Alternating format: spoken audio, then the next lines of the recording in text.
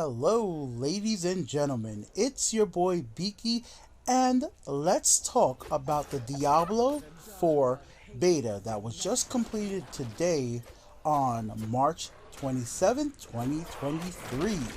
But first, a little bit of background for my history on Diablo. Why am I talking about this game of all that are out there? Well, some of you might remember it if you're a long time subscriber. I used to actually stream Diablo 3 with the Reaper and Soul and all that content to my channel. One of my friends just said, hey, let's pick up this Diablo game and see how it is. I knew nothing about this top-down game. I knew nothing about Diablo 2, Diablo 1 before this, and I was instantly hooked. I loved the gameplay. I know all the patches came out. It was updated. The game was refined by the time I had a chance to pick it up. All the DLC was even out. I got hooked. Then the remaster came out, and I went back and played the old school version. It was different, but I got used to it. Me and my girlfriend played through it. My friends got it on the Switch, and we all played. Then I even picked it up on the PC. And then Diablo Immortal was announced, and I got excited. And then they asked me if I had a phone, and I said, I have a phone, but I don't really play much games on my phone. So, what does that got to do with anything? And then, of course, Diablo Immortal came out, and I saw how it was a grind fest, and I said I won't even support that game by even installing it on my device. So I did it. So that left us in a little bad position, worried about Diablo 4 once it fully releases and it goes into beta. Well, I'm here to announce that from my first-hand experience of just little gameplay and having fun, I loved the heck out the small amount of time I had with the beta. I did not have an early access version of it.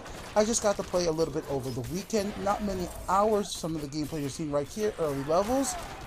And I enjoyed it. Just pure, simple fun. When you pick up the controller for certain games and you just hitting enemies, getting the loot, and you're getting that endorphin and that adrenaline run, I was having that with the story that they showcased so far, with this Lilith thing going on in the background, the cutscenes, the voice acting. Oh, I love the voice acting in this game so much. It just makes me actually wish certain other companies, and Nintendo, I'm looking at you for some of your titles, would just add voice acting to their cinematic, more story-based games, because it just adds to the world so much. The sound design is great, crisp. It reminds me of the other Diablo title. The vibe, the background music, the ambiance, everything's there. The crackling of bones when you kill enemies. All those little things add to make the game just feel so much immersive and so much more fun. I did run into some few technical issues and hitches, and I do think it was related to the game more than it related to my system. I was playing at 4K, but I do have a card that should be able to handle this game. I was running anywhere from 60 to the mid 50s, so I didn't get a lock 60, but that might be on my system. But I had some hitches that I don't think was related to my graphics card.